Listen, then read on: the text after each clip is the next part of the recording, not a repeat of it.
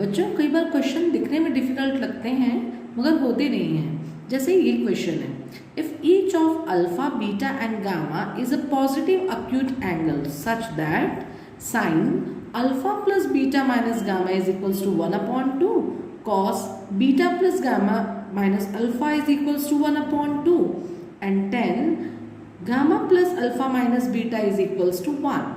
तो here we have to find the value of alpha, beta and gamma.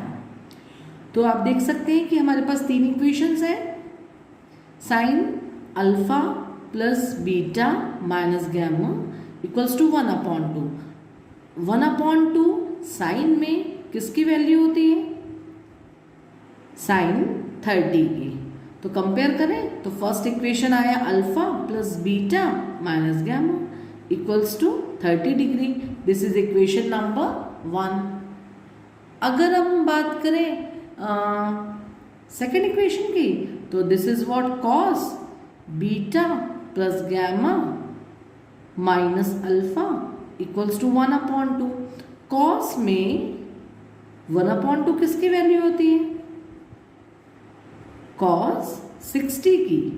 तो आप compare करिए तो beta plus gamma minus alpha equals to 60 degree. Equation number 2.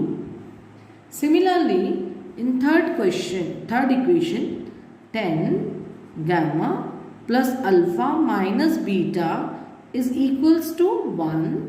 10 में 1 किसकी value होती है? 45 की. Gamma plus alpha minus beta is equals to 10 45 degree.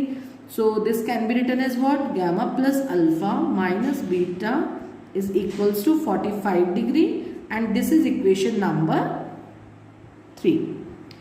And now it's very easy. First हम ऐड कर रहे हैं इक्वेशन 1 और 2 को.